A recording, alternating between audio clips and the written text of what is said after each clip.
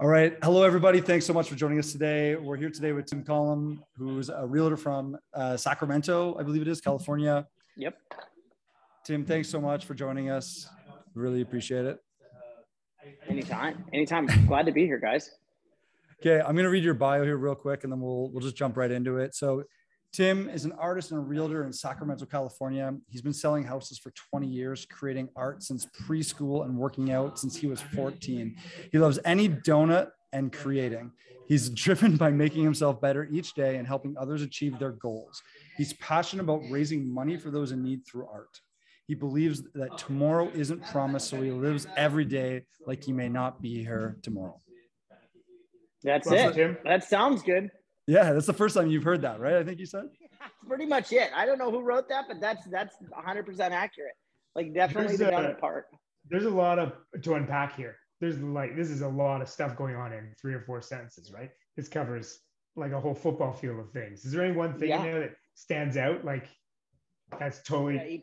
I eat too many donuts, so that's accurate though. Someone wrote that, and that's true. Like, they definitely wrote it. But I think I think making your life, tomorrow's never promised. I think that's the big one, right? That's one that I think we can all live by, and you just try and do is whatever you can in one day. And that's it's weird. Like, we're all kind of at that age of, I don't know, I'm 44 now, and you're starting to look at, okay, I've lived one half of my life, and hopefully I get to the other half. And this is where, the next 10 years is kind of my decade, and really making this next 10 years count. Like, I think that's where you don't want to become irrelevant. What we do now kind of sets us up for the rest of our lives right now, in that 30 to 40 range period. Yeah. I'm really excited for this. A lot of the people that told us to talk to you are very smart, and I don't know about that. And I'm really good. So why don't you just set the tone? Tell us a bit about who you are, kind of how you got into real estate and that kind of thing. Yeah, I started. So I came from a family that's highly educated. They all went to Stanford. I was the first male in my family not to go to Stanford, and not necessarily. I could have probably gotten in based on the family achievements over time.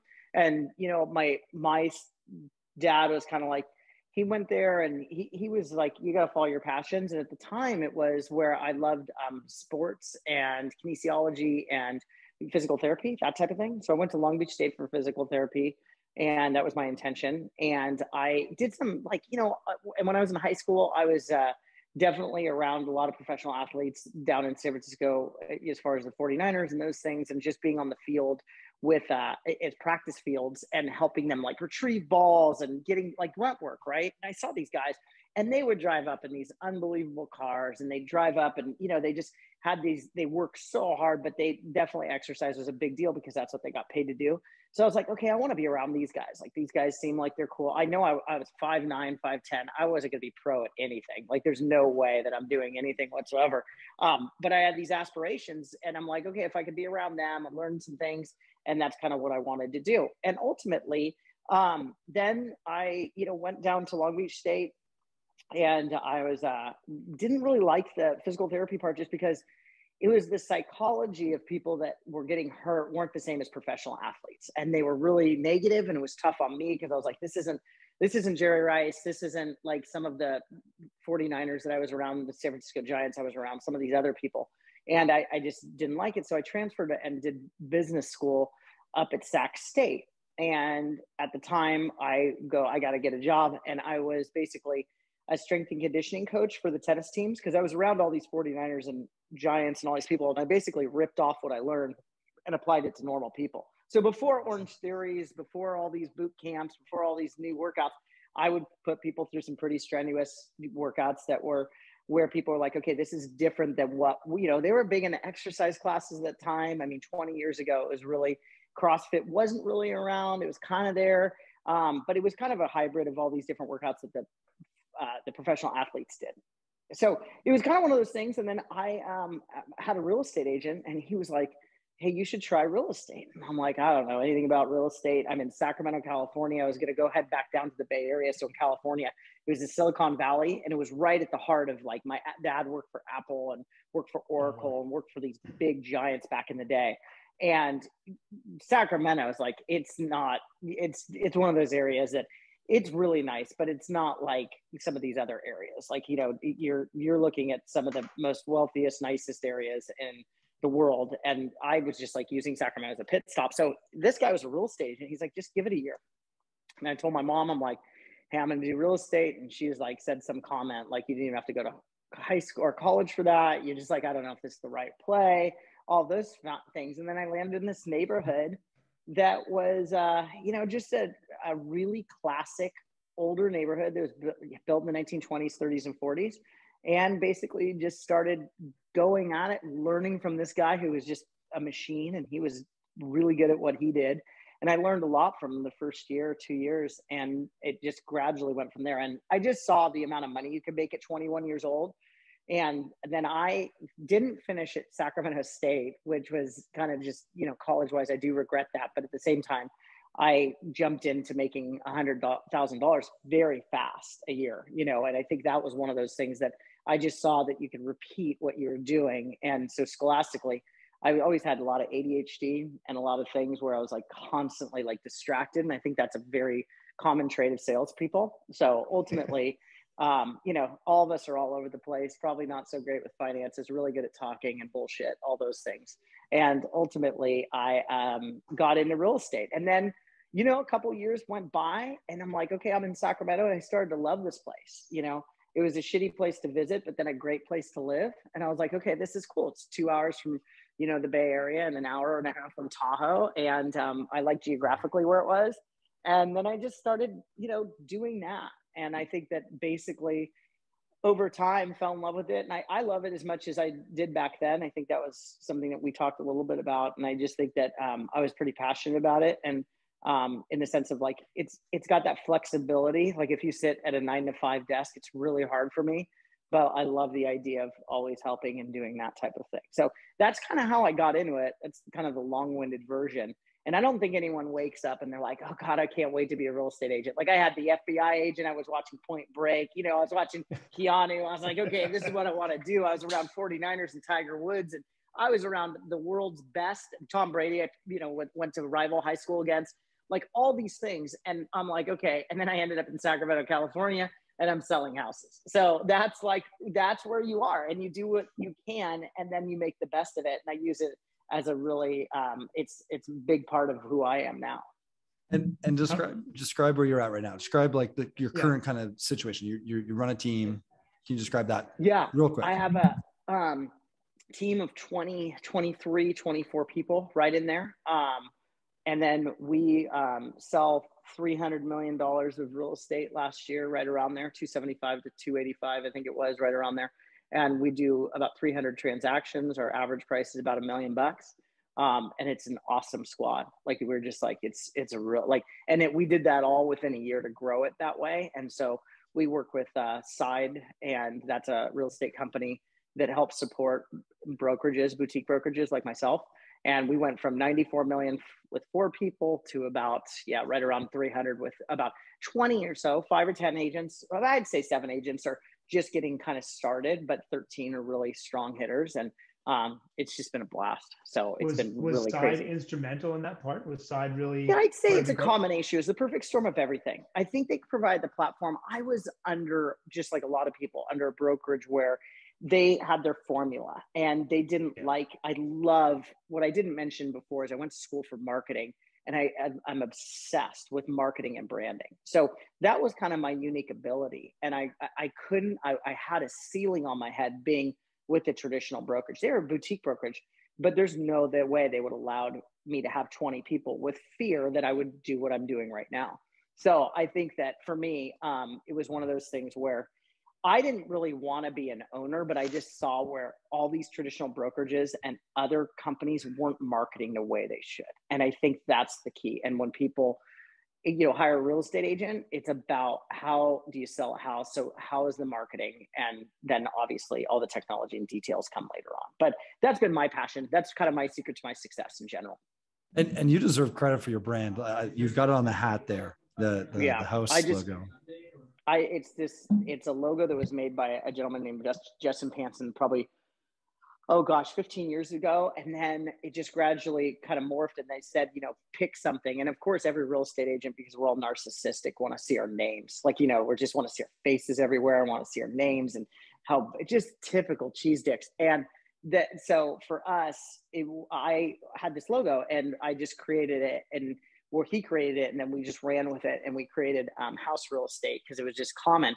The dumbest part about calling it house is because if you put in house, you're competing with Home Depot and you're competing with all these people for SEO. So it's not the smartest, most original idea. It's not like a Google or a Twitter or anything like that. It's the most common name ever, but it has climbed huge ranks. And now if you type in house real estate or Tim Collom, it's right there. So it's really cool in 1 year. You had to build that though. That didn't come easy, right? It took about 6 months. Yeah. Right. And we could talk about secrets, but if you're not doing Google reviews right now, you're hugely missing out. And I think that's a big thing. There's Zillow reviews, there's truly every other kind of thing, but Google has been around forever and their power on the internet is incredible. So for us, I've been doing Google reviews and asking clients. And then on listing presentations, I use that just to jump ahead on basically saying, hey, listen, you can look and see what we've done over the last year and just read all the reviews. There's like 85 of them in a year, whatever it was. And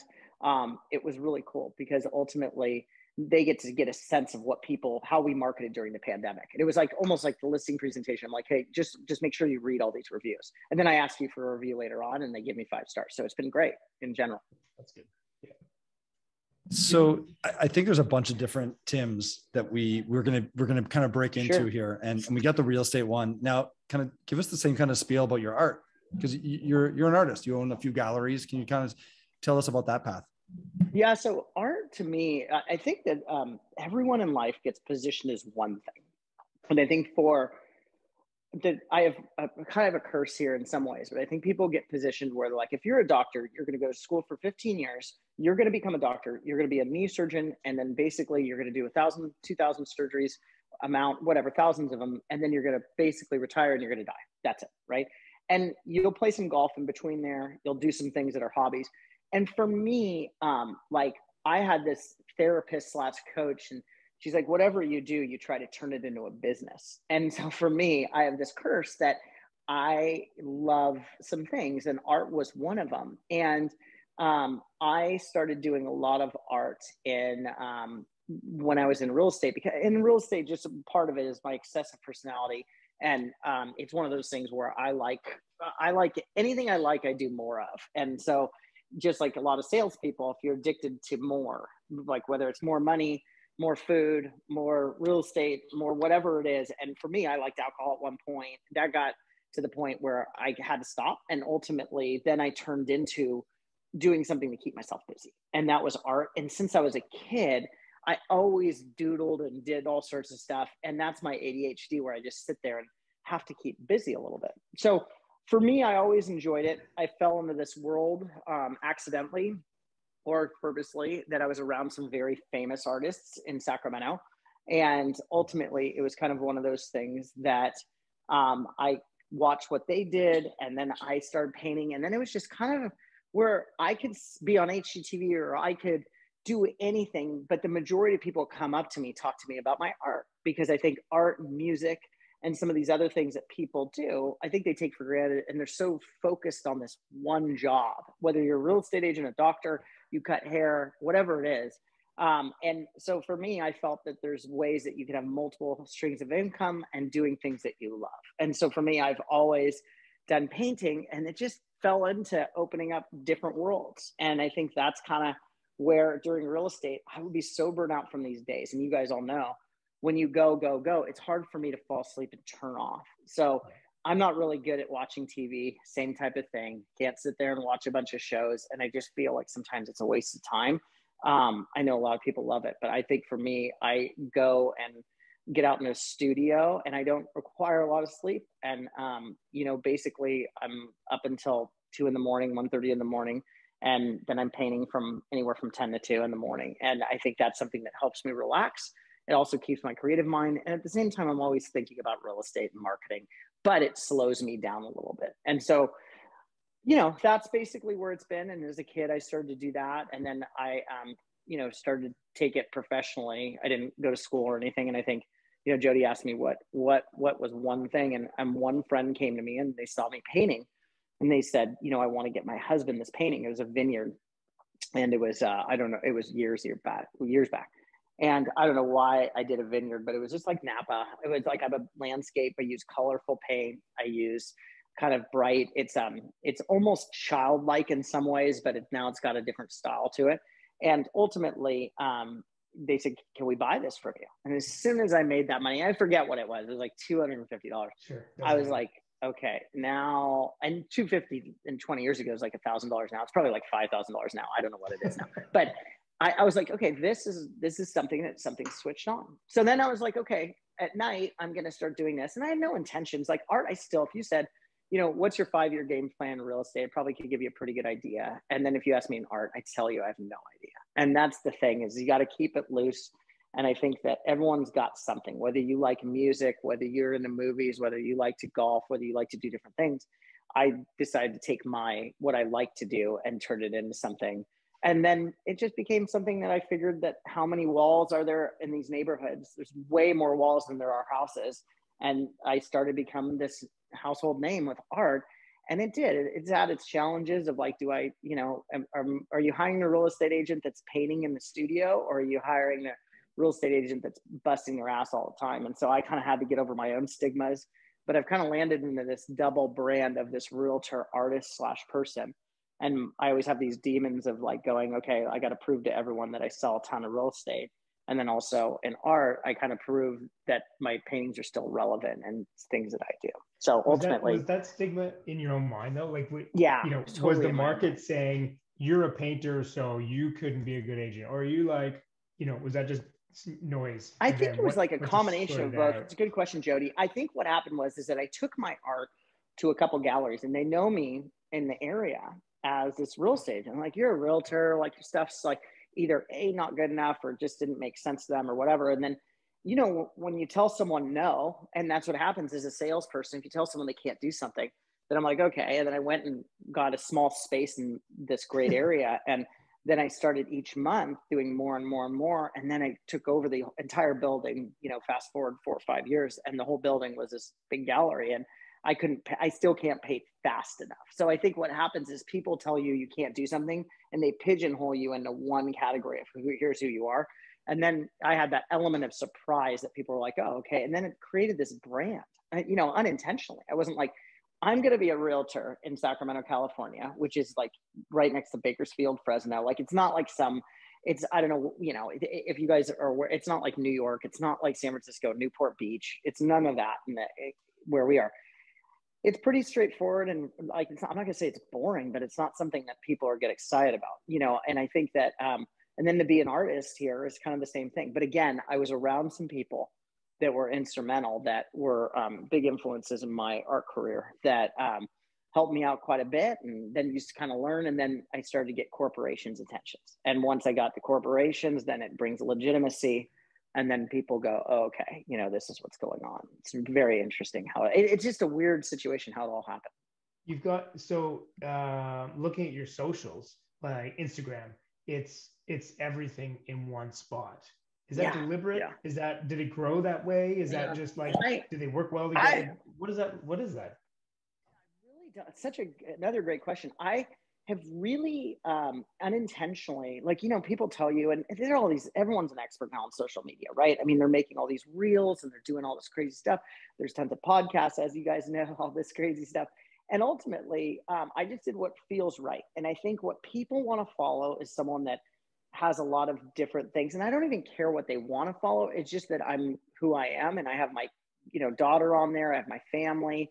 I have, you know, the art, I have real estate. And I think it's all in one. I think that I do struggle with, you know, I think that I'll never be able to grow to 50 to 100,000, 200,000 followers, because unless I just post one thing all the time. And that's, you know, where I think that some people are here for my art and some people are here for real estate.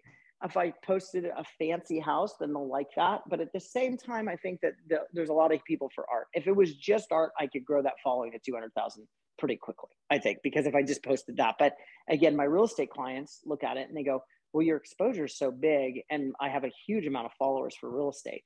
And they're in this niche neighborhood, and it's just word of mouth. So social media has become very powerful. So there's nothing intentional about it, except the fact that I just put all of them on one.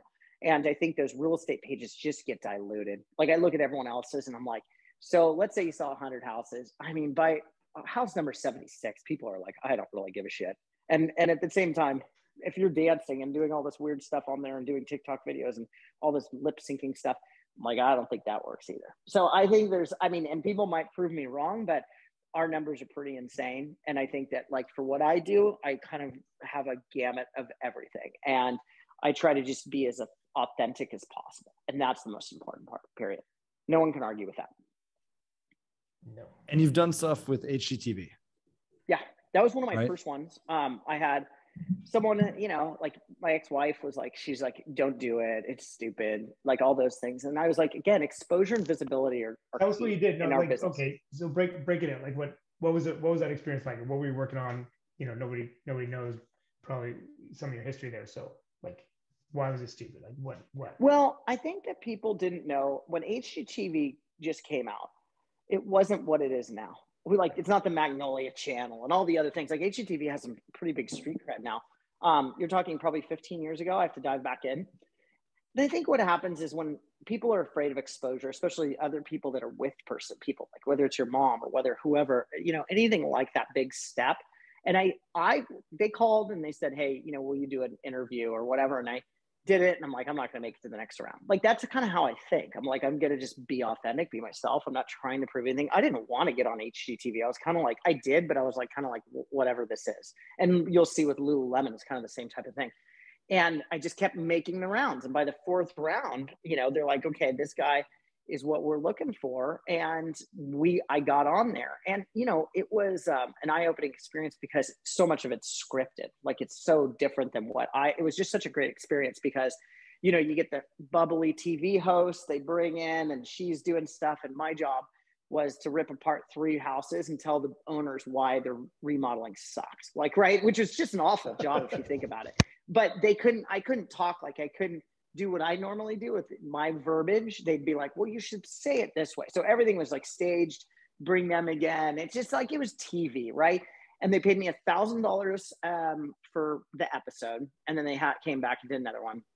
And they kept calling me. And I said, for $1,000 is tough for me because in real estate, I would do very well at that time, or pretty well, more than $1,000. And it was great for exposure. But at the end of the day, it was kind of one of those things where I was like, okay, I could see where, you either are the TV host and you're flying around and being the real estate expert and you can be one of those shows, but that just wasn't what I wanted. But ultimately for me, such a good experience to be on a national stage, doing something that's totally out of my comfort zone with someone that's a pro. Like, the designer is such a pro on TV, and that was their job. How do they get to that, next level of, like, the big celebs of having their own shows or whatever. And for me, I was never like that. I'm like, I make more money doing real estate than I do that type of stuff.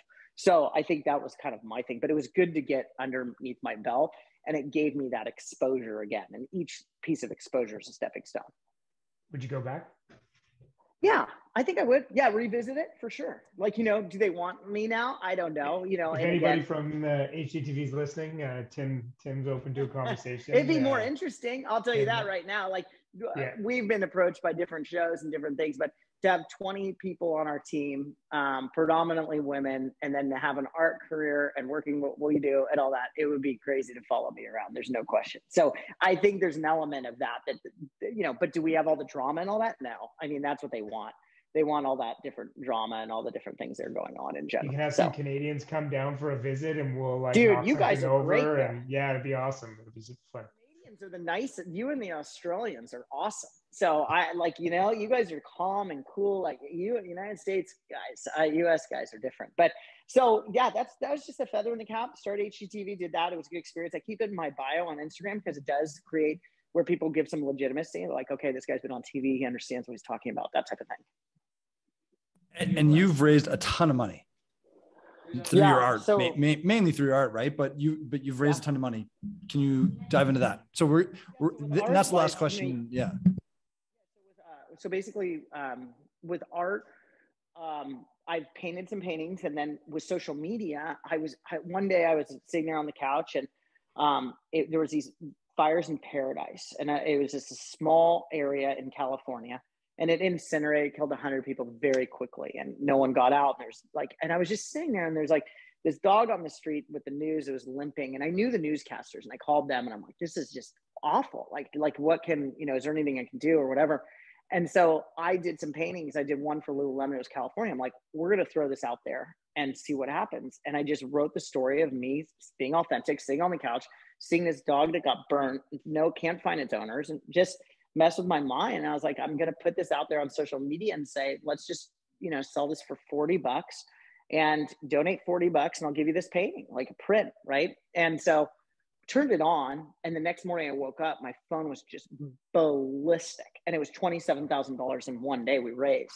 And I was like, okay, this is like on another level, and we're not prepared for this. Like fear goes through your mind. Like you are so scared when you're raising money, because you are taking people's hard-earned money. And then, there's a stigma of what are you doing with it? When am I getting my painting? All those things. And so I picked the firefighters, the California Fire Foundation, and through a friend that I knew, not even a friend, she just called me on Instagram or messaged me at like 1 a.m. and she's like, consider this, donating some money. And so we raised about 200 grand for those guys. And that was from just, throwing a painting using social media, and it basically went viral. And then the vice president of California now, Kamala Harris, she promoted it, and she wears my Lulu. And, and I'm not Republican, Democrat, whatever way you want to do it, but ultimately people like art. And so it kind of turned into that. And then, during the pandemic, we started making face caps, and also actually more importantly, the caps that they wear for surgery. And when they go into patients, they have to protect their hair because COVID I don't know if it was transmitted on that, but they had to have that. And they were called scrub hats. And so we raised about 100 grand to make those, and we put my art on them. And so there was hearts on these and different, like very simple images. But when because PPE at the time was in a shortage, and I think that they needed that. And then, so now also when people go in, you remember that you look like ET as a doctor, and the patient's sitting there and they can barely breathe. And then they see the design on the head, or they see whatever. And ultimately, like that was one thing that people loved. And it just went, again, kind of viral. So both things were that, and my focus is how can you take your art or take whatever you do and to help make money to give to other people that need it. And that was kind of my deal. And then again, somewhat unintentional. I knew how social media works.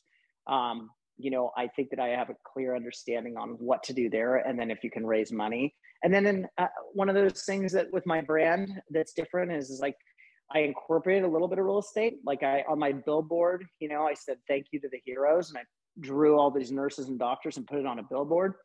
And I think people resonated with that because it wasn't just about houses anymore. And I started to become a human being. And I think then they're like, okay, this guy's here to kind of help, the frontline workers and firefighters. And that was kind of that's what's evolved so far. And, and cops have asked me, sometimes that's a tough one because they're sometimes controversial. And, firefighters, everyone loves. They just love them. As a kid, it's something that sticks with you as a fire truck, all that stuff.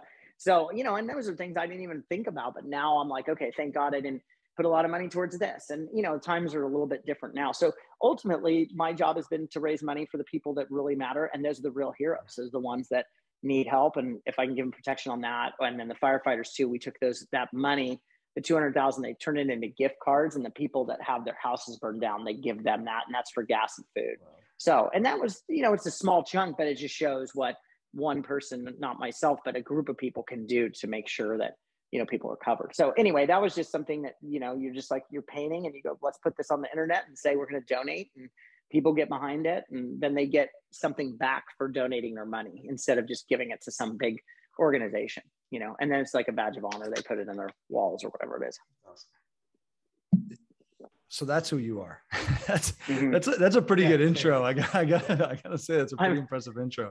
Well, I don't know. I think it's one of those things that you just try and stay busy. And if you're doing the right things for other people and try to do your best, and there's things that I'll probably fail at, but those two things have been pretty successful. When you're trying to help people, people want to get behind it.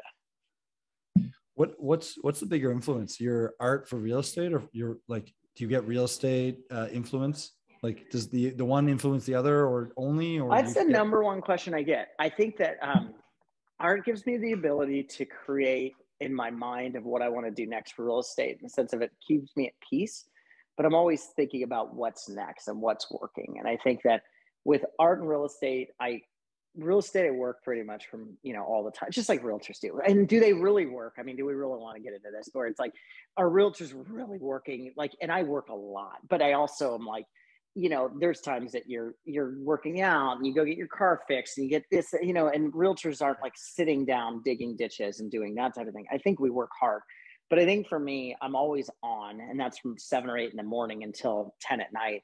And then my phone stops ringing at, 8 or 9.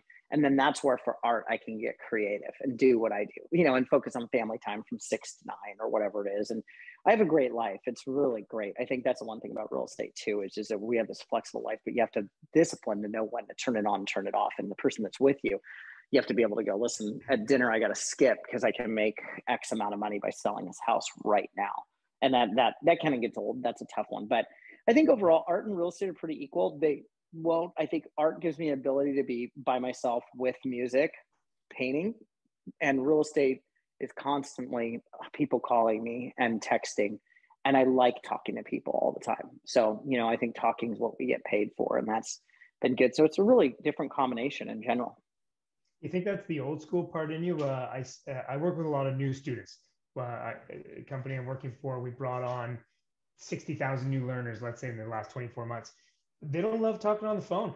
It seems more a digital experience, right? And you and I sound like a bunch of old guys now saying we like to get out and talk to people. You got to get. You have a big group now, right? So I think there's an element of power, just like all of us right now. Like we're face to face. Like face to face is the end all be all. And I think people get and they watch, and I love Gary Vee, and I'm friends with his sister, and all these things. And I think the digital part, they just shortcut everything. Everything's a text. And I'm more like, hey, can I drive to your house and just for 10 minutes talk to you about what we're going to do as far as pricing your property? I mean, there's a building of connection. Same thing with you guys. I love a Zoom as opposed to just getting on the phone because you just don't connect. But I think, yes, you hit the nail on the head.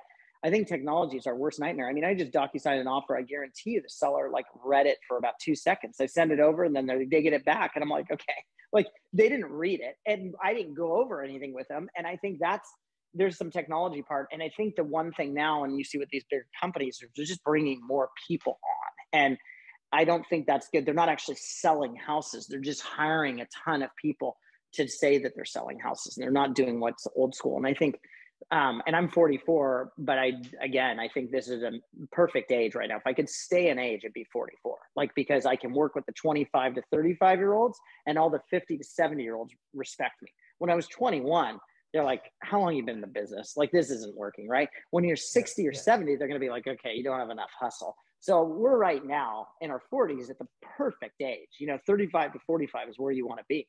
And I think that right now we have an element, my generation, of I knocked on doors for years. I did face-to-face. I did some cold calls here and there, but my real strength is face-to-face. And I think that's where I talk to people. And if they're not interested, you can't sell them anything. You're just talking to them and educating them about the market, really. But they want to see your face, and then you start plastering it all over billboards and everything else. And that's a different story too. But there's traditional marketing. And that's the thing, Jody. And I think that's the one thing is you have traditional marketing and you also have the new marketing of sending 1 million people texts and that type of thing. But I think social media falls into that kind of new, where you're just touching so many people. I put a house out last night and it's just been ballistic. And it's because everyone shares it and they do their thing. And that's the reach that you get that most people don't do in their 60s and 70s.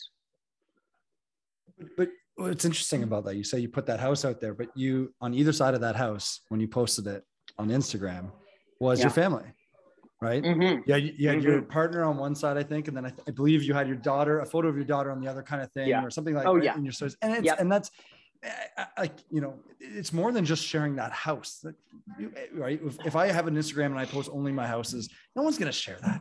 No, right? People, it just gets boring. It's you, but that's what, when this comes back to me, it's about you, and it's you being authentic, who you are. And that's, they're not sharing the house because it's a nice house. They're sharing the house because of you. Right. Well, and I think so. And I think, Matt, the one thing is you have a bunch of different triggers of why people are there. My biggest thing is I follow around my fiance with a camera. She hates being on Instagram.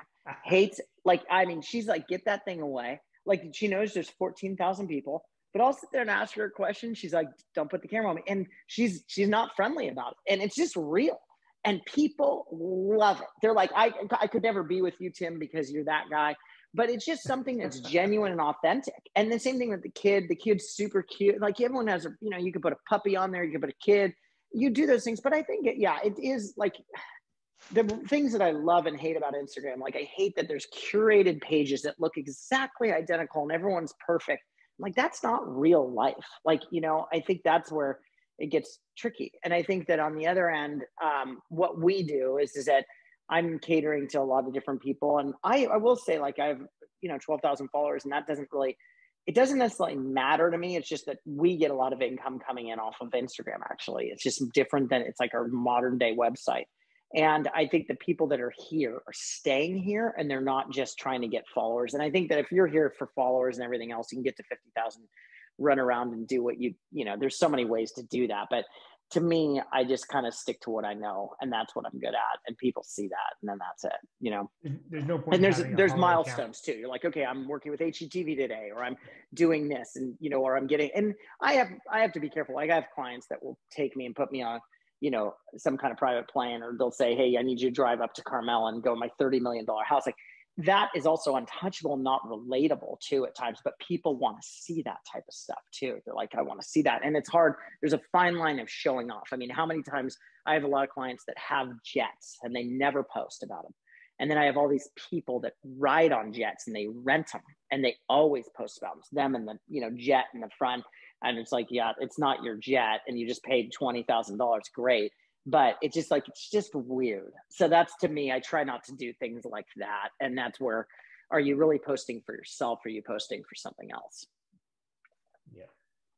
Those demons, all I can think about is those demons, right? Those stories that's going on in there, and how, because we all have them. Like, you know, you look at my Instagram, we all have the same demons, right? They're telling us the same things.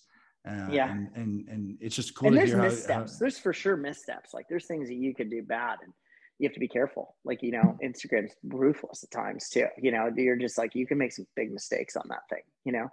So you offend people, you say certain things that are wrong. I remember a real estate company did an ad that said they're in Oregon, and they said that we're not here. And there was two dudes, and they created a postcard that said, like, you know, we're not just part-time housewives. And that was like the worst thing you could do. And it just offended every female in the world. And I think that was just awful. And they put it all over social media, and just, they got eaten alive. And I think that for me, you have to be very careful on what you're saying too. And politically, you have to be very careful on what you're saying. So like I said, like, I have a lot of people that wear my things, and they all kind of contradict each other. And I can't choose what they're wearing. But, you know, I'm like, Michael Jordan sells to Republicans and Democrats, and that's what he would do. He'd never talk on either way. And I think that, and social media, you got to think on that on every day, period.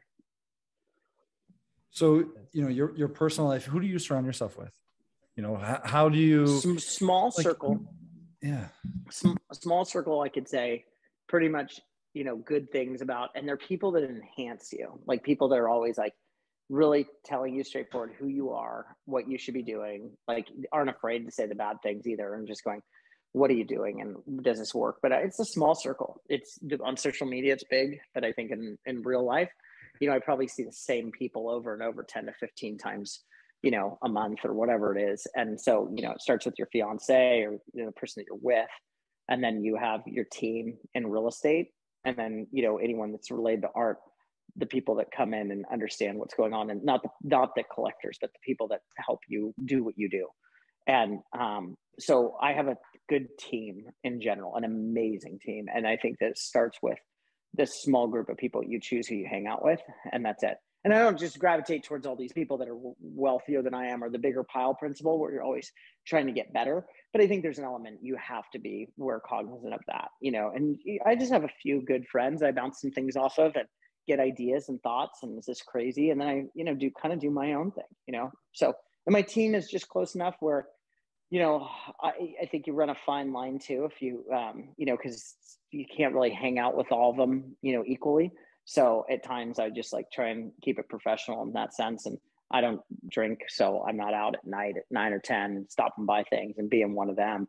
But their job is to do that. And I just am here to support them as much as possible. And I have to be clear-minded and ready to go on that. So ultimately, small group of people in the Lululemon world, or it could be every company I work with, I have 4 or 5 contacts that are like my go-tos, and you got to get to know me and they get to know, we go back and forth for a while until you got to get that trust, and then that's it. You mentioned your team as being, this close company. How do you what are some of the metrics that you use to say, yeah, this is a good person? This person, integrity first. Yeah, that's an easy question, Matt. I think the first thing is integrity. And do I want to hang out with them? Because they could sell a ton of houses and they bug the crap out of me. And I don't want to work with someone like that. I don't care how much money it comes with, but I think it's integrity first. You kind of get an idea of what they do. You figure it out. Some employers will run like credit scores. And if they have a 700 or higher, it just shows that they're not late on their bill. Like, I don't do any of that. I just a gut feeling. And then you kind of go, and I've been wrong, but I'm mostly right. Like, out of 20 something people, I've been wrong maybe twice, 3 times, where the person just is not what I expected. And they kind of show up a different way. But ultimately, their matrix is integrity. And then it's also how hard they work. So if you have 2 of those things, if you have integrity and you work your ass off, or you have a lot of drive, it's really hard to fail, period. So those are my 2 right there, in general. Like so if they're hustlers, is this, what's that? Do you feel like the people part of the business is the hardest? You can always buy another billboard. You can always scale over here. You can always do more ads. But, I find in our market, some really great teams struggle because they can't attract enough good people to grow to where they want to be. 20 something person team in Ottawa is like, that's hard to do. It's really hard to do. Yeah. I think for me, it's been, it hasn't been that much of a struggle, Jody, just because I think that we have such a high quality brand. And I think we attract a lot of people. And for me, it's an invite only type thing, really, at this point. And I think that when I sit down with them and I go through 2 to 3 different times, I talk with them, and then I throw them to the team members, my heads. And then I'll be like, do you guys like them? Do you not like them? And they'll be like, yeah, we love them. What do you think? And we kind of do that. But I think that for me, we've had, because there is a matrix, right? There's a part that you go, we're only taking someone that does $5 million in sales a year. We're only taking someone that does 10 or 20 million. But I think that you ask around and ask friends and ask, different, it's a small town where we are. And I assume in Canada and every other city, everyone's got their small town, like unless you're in San Francisco, LA, whatever it is. But I think for us, I think there's abundance of people that will work for you that are average. And then there's a very small amount that are extraordinary. And I think that what happens is extraordinary people attract extraordinary people, and you start to figure out. And then there's times that I hire someone that I think, again, that they're going to be rock stars. They could, under my matrix, they can look at, and you can go, okay, their integrity's there. They do really well. They work hard a lot, and then they're just off and they can't sell anything. And then there's the quiet ones that I don't relate to. I'm like, how do they even get it in this business? What's going on? And then they kill it, like, because they're systematic and methodical, and they're like an accountant, their brain, like their leads are all organized and everything's good. So I think you can have both. It's just learning. But I think ultimately having a good team around you that complements each other. And then the other thing is that everyone's collaborative. We use that word a lot, where in our industry, real estate agents pit themselves against each other all the time. But for us, it's very collaborative, and we learn a lot from each other. And all of us have enough sphere of influence that that there's so many people that you have that are in your clientele that you really, there's always enough business. So I think that's a mentality that's different than what it was 20 to 30 years ago too. I think people, have always been very independent. There wasn't all these teams. 10 years ago, there was not 1,000 teams. It was one big person. I'm this person, and that was it. And now you're seeing these big teams are going, and as long as they fall in line and not get too many egos. But I think that will start to wait because the market's shifting. And I think that it'll just get back to face-to-face, get back to what it should be. And then there will be teams, but the teams will work differently. And that's what we provide. Like, we work with bigger companies to learn. Like, we hire people that work with Nike, and we hire people that work with Twitter, and we hire with people that work with these big companies. So we understand what the public wants. In a lot of ways, we try and take the big corporate brands and learn, and how do we apply them to a boutique community. And that's been something that we've been really good with, is aligning with these bigger companies. And then people are like, okay, this feels different in general. If you read any Inman stuff, or you read any news, real estate industry news. The future is teams. Do you believe that 100%? Yeah, I believe it. They're teams that sell houses. I don't believe that they're teams that, no offense to EXP, no offense to some of these other, I just think building teams on teams on teams, I don't see that happening where it's sustainable. It's great for the last 3 years, 4 years. Congratulations. I am a very traditional brokerage of old school, face-to-face chatting, all that stuff. And I'll take, and I can, people, they challenge you. They're like, well, I have 50 people down to all this stuff. But when the market shifts, they're going to have a very tough time. And I hate to say that. And they haven't weathered that storm where, like, in the last 20 years, we have.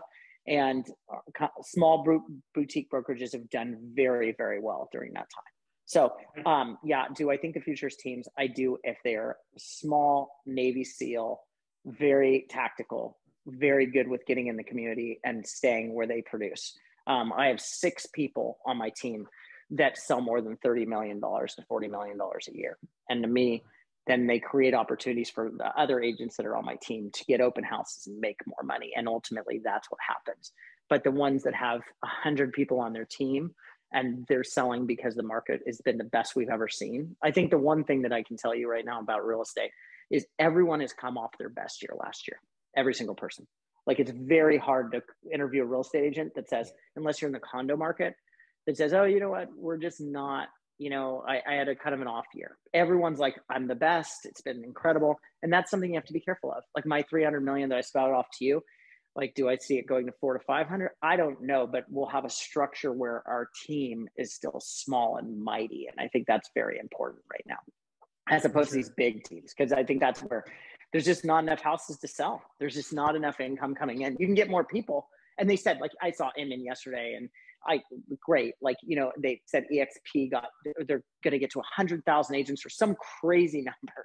And I'm just like, cool. Like, if that works, but right now give me a down market and see what happens, Yeah.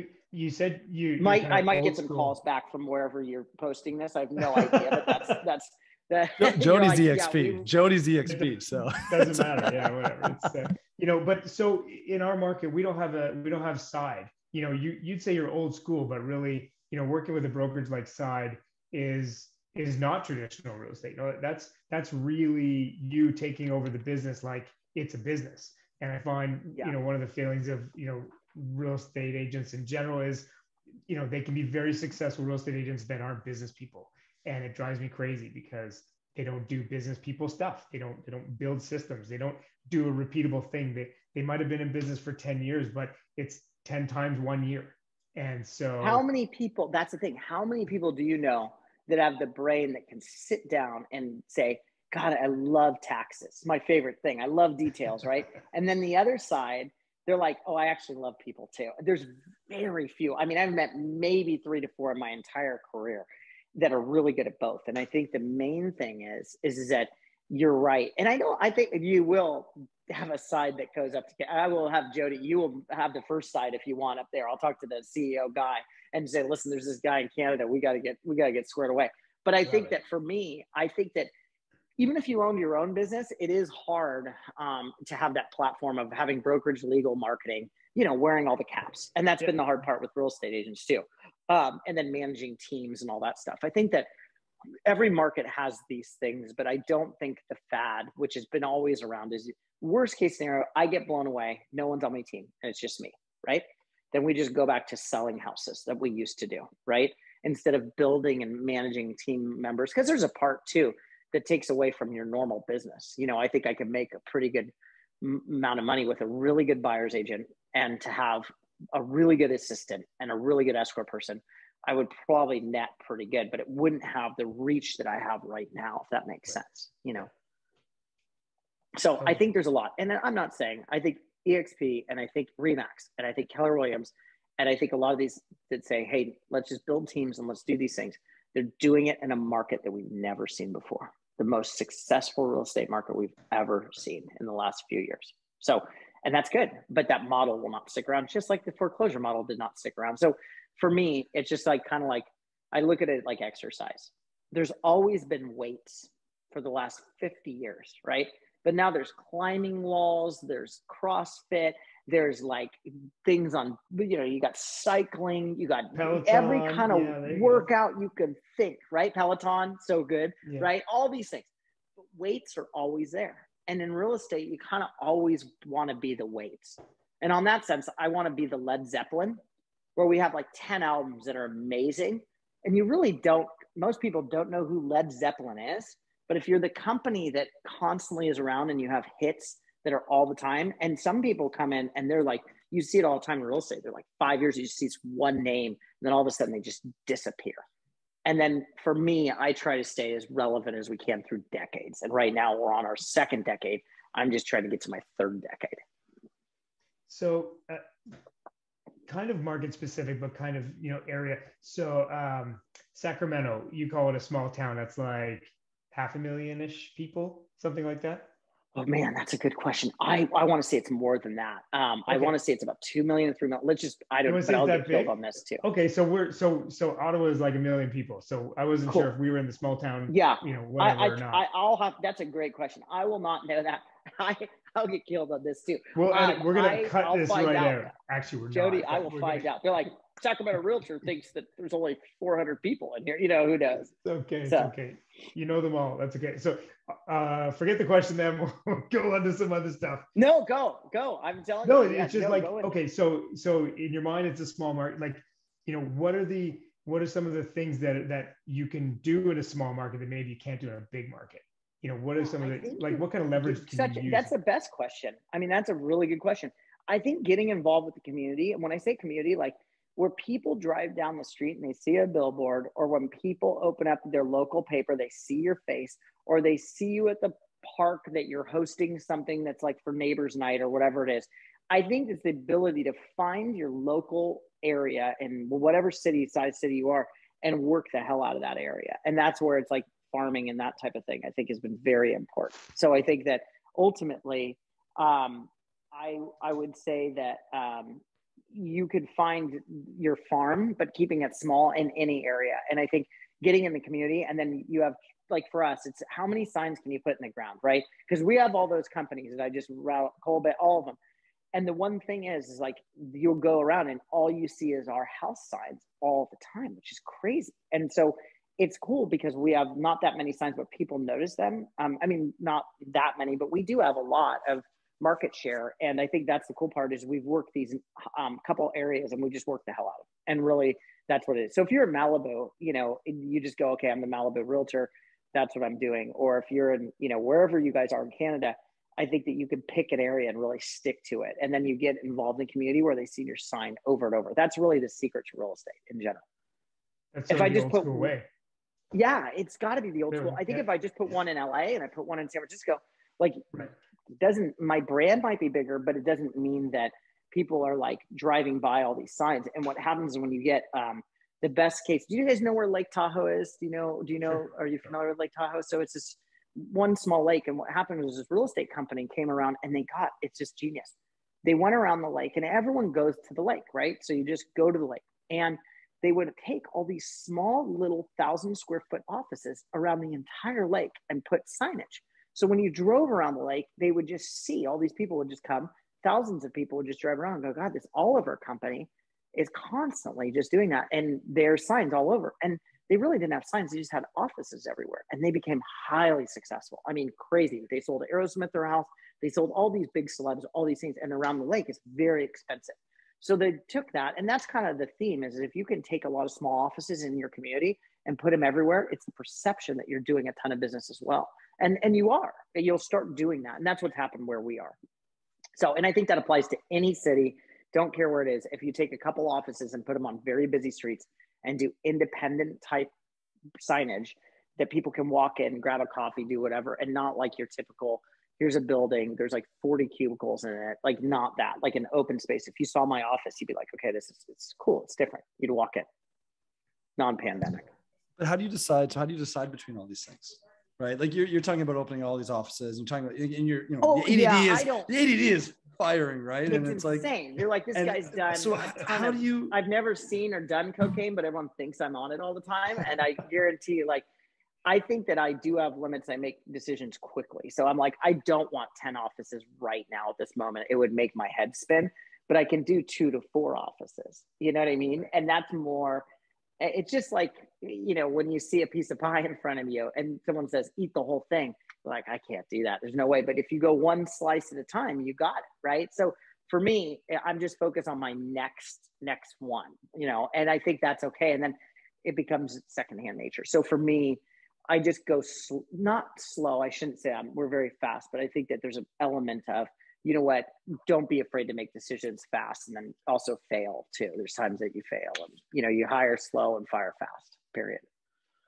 I want to, before we get off track too much, I really want to dig into some of the Lululemon stuff because we are Canadian. So we obviously want to talk about that, but you've done some stuff with Louis Vuitton. How did you move your art into the same space as those brands? Here's the secret. I think that, and I know I'm going to get asked this. So I'm speaking at Disneyland for the next month. I'm like, what the hell am I going to tell all these people and these executives and all that? And I think the key is just, if you're this singular person and you start emailing, you know, these big companies, you're just going to get lost. Just like if you went and you saw Leonardo DiCaprio's Instagram and you just write on there and you're like, hey, can I have a conversation with you today? Like, that's just not going to happen, right? So for me, I started becoming a consumer of and meeting the people face to face. And with Lululemon, I had no intention. I just went in and I bought a pair of pants a couple times. And I was very positive. I was very nice. Like, who is this guy? Oh, he's this artist. I kind of had a little clout with art. And they're like, what if we tried this art thing? And this lady gave me a couple pairs of pants and I loved them. And I started in Lululemon before the men's came out. Like I was like, you want me to do it like a women's yoga brand? I'm like, I don't know about this. Like, this is kind of weird, right? And thank God I didn't say no to them. And I think that now more men wear Lululemon than I mean, women wear it, but I think there's a lot of men that wear it. Yeah. And it was all by me going in and interacting with being my authentic self. And basically just saying, okay, this is the relationship I'm going to build. And it was like, you know, the head store manager, but I wasn't like, I'm going to be an ambassador. Like, I am not your cut up, like, you know, CrossFit type yoga. These people, I've gone to Whistler, you know, up to Vancouver where their headquarters are. And I mean, these people are just athletes and I'm not. I'm an artist and I kind of do my thing, but I think it was just snowballed into being a good person. And Louis Vuitton was the same thing. I said, hey, to them, I said, is there any way that we bought all of our client gifts through you? We sell these $30,000 to $40,000, let's say $1 million to $2 million houses. And this is another thing is that if you give someone without RESPA violations, we're not sitting there saying, if you buy a house, we're going to give you a purse or we're going to give you this, right? But Louis Vuitton, women make a lot of decisions in the world. And Louis Vuitton is a very well-known, trusted brand. And we would sit there and say, can we put our logo on any of the Louis Vuitton stuff that we have? So like we have our little house logo on pretty much anything. And I said, we'll purchase whatever it is. And they're like, so you're telling us that all we have to do is put this on there, you know, as a client, and you are very similar to our brand. We deal with a lot of high-end people, and we basically get a handbag for someone. And then they go, where did you get that handbag? Oh, your husband's so great. No, actually my realtor gave it to me. And people are like, what are you talking about? Well, they just spent, like, we just earned $50,000. And if we could spend $3,000 and go back to them with Louis Vuitton and with a well-known trusted brand that has done the marketing for us, like Lululemon and Louis Vuitton have done tons of marketing. We're just aligning with a brand that's very similar. So that's the secret. I think that it's just the relationships, and all starts with me walking in the store and coming up with a crazy idea and saying, what if I gave you, 25 clients and we bought, $100,000 worth of handbags? I mean, but people are going to go. I think I'd argue it started before that, because you have to understand who you guys are. I had a brand in order to, I had a little bit of I had a tiny bit of a brand and a head start, but I think that all real estate agents should be good with people, right? And I think no matter what your brand is, and I went to the top, I just went with brands that I thought the people like Lululemon and Louis Vuitton are very well respected, right? So, and there's a couple other ones I would love, but I'm like, there's some things that I'm like, okay, you got to be careful with that. And, again, you align yourself with these brands that have been around for a while and have the same views that you do. And Lululemon's very simple. Like Lululemon, we also put my logo on it. So I put my art on the front of the shirt and put our house real estate on the back.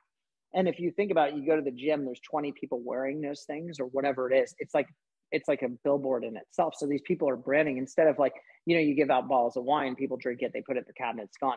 If you put it on Lululemon, it's almost a cult following. And as you guys know, in Canada, I mean, I want those red jackets and all the stuff they've outfitted the Olympians with. You know, like I want all that, right? And so I think it's all how you present yourself and then where it is. And if you deck out a gym, and we spent $41,000 one year at Lululemon, probably 3 years back, and we're like Santa Claus, just giving it everywhere, right? And then people love the brand, and then they also wear it all the time, and then people associate themselves, and they're like, oh, how do you know Tim? Or how do you know this? How do you know house real estate? Oh, we got it because, you know, we referred Tim, we got 10 pairs of pants. Like, and the women wear all, I mean, it's just crazy. It's like, again, and then throw on the luck of the pandemic that no one's wearing suits and we're all doing this. And then people are all around town. So it was just organic in that way. I think that's something you have to kind of look at and just go, this is what we did. But Lululemon and Louis Vuitton and West Elm and some other companies we work with, we try to benefit our clients and go, what do our clients want in their homes? You know,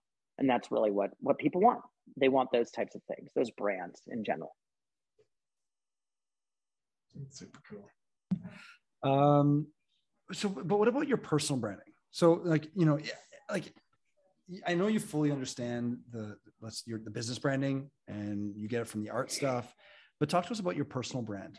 And with so many things going on, how do you keep yourself consistent? I think that it's like, there's some things that, you know, that are off brand and on brand as what you would describe. And at Lululemon, if I went to the donut shop and I just started swearing like the F word and eating donuts and just like doing that, like, you know, and filming it, or going to a bar and just shots everywhere. I mean, that's off brand for me, right? And on brand is more like, you know, whatever I'm doing that's related to art, real estate, helping people out, building my team is on brand. And I think that I'm just authentic and showing that. I think what you see is what you get. Like, there's not a stage of like kind of that. And I don't want to be, I don't know, there's like the reality TV guys you see now. And we're just kind of those guys that aren't that way. And there's a few people that I know that are good. But I think that like staying on brand and authentic with what you are in personal life, like I do share pain. And I think a lot of people should do that with social media and other things. Is like one of my best posts that I did is I said I walked in and got a pedicure. And I don't know if you guys have ever gotten a pedicure before. But like you walk in, there's 25 women in there and it's crazy. Like you feel like you are just like walked into an OK Corral with a bar and they're like, it's some out of town guy that walks in with his guns. And I walked in there, I was like, this is crazy. And I wrote about it. I'm like, yeah, like people are like moving fast. Like the people that are working on your toes are just talking different ways and doing things. And like all these women are looking at you. And it's just this experience, right? And I talked about that and I shared the pain. And I got so many people that call back and go, oh my God, I went through the same thing, men and women. And I think that's something, if you can share pain and relatable experiences, or start off with something and say, this is what I'm struggling with. Like, I'm struggling with this and here's why. You know, I'm struggling with these things. And people, you become more relatable if you share pain. If you just say, I'm the guy that sold all this, I made all this money, I'm the best. That's like kind of like what that's where Instagram's going. And then there's other people that share pain and they're like, I'm just so sad today and here's why. And that gets old too. But I think if you share something that's relatable to people, that's kind of my personal brand where I'm like, listen, this is what's going on in my life and here's what I'm doing. And like that type of thing, you know?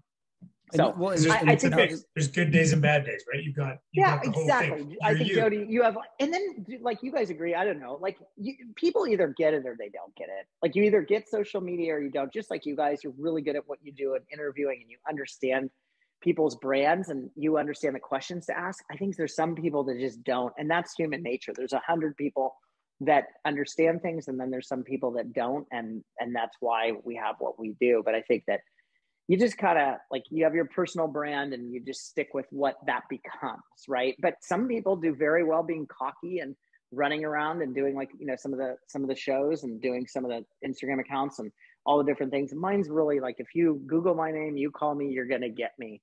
I mean, that's kind of what happens in general. And the authentic wise, I think that's the most important part. And your branding should reflect who you are as a person too. You know, that's the key. And then what are you into? Like, you know, I was posting about, I don't know how long you guys have been following or whatever, but this Tiffany and Patek, I don't know if you know Patek, it's this watch, right?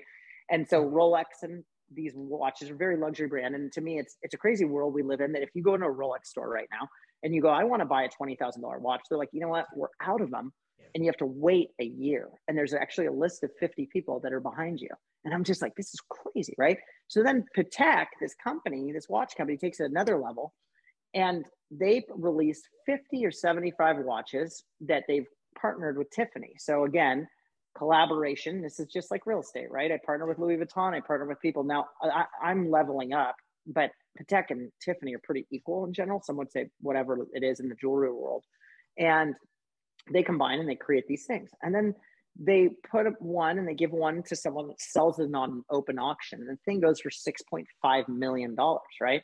Then all of a sudden they flood the market with 50 watches, and all of them are these icons of our industry, right? Leonardo DiCaprio has one, Jay-Z has one, LeBron has one, like people that are just these world famous people. So now they've created this brand that like, oh, if you get one of these, now their retail price is only $50,000, but if you get one, it's worth $6.5 million.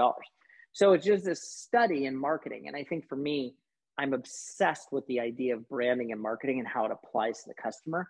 And I do the same thing in my real estate and art business of trying to be relatable. Now that's not relatable, but I think they're creating this brand that is just this elite type thing that's really cool. And if you have it, great. None of us will touch those watches. Like they're just not, like you just can't, but they do this branding. And I like to see what the upper level does. And then on my lower level, like if I release 50 shirts with my bear on it and say there's only 50 of them out there, people are in line out inside of front of my gallery and they're like, I want one of those.